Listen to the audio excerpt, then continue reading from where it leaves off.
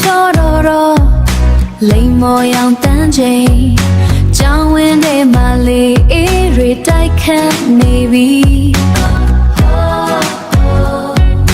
တင်ပုံပေါ်က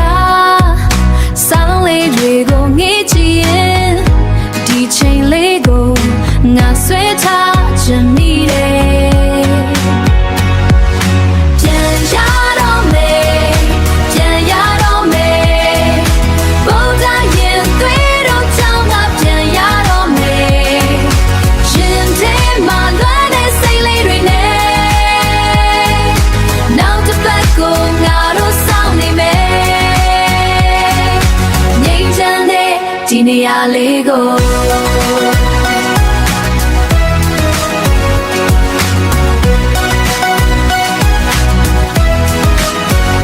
ဆရာတော်ကိုဦးချ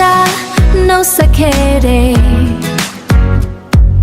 ဆရာမရဲ့အပြုံးတွေကိုသိမ်းဆည်းထားတယ်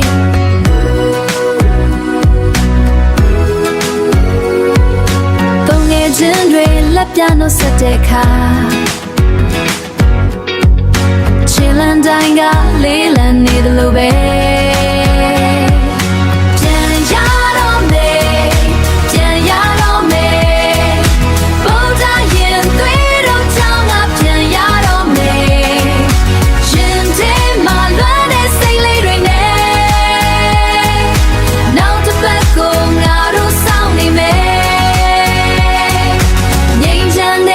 ဒီနေရာလေးကို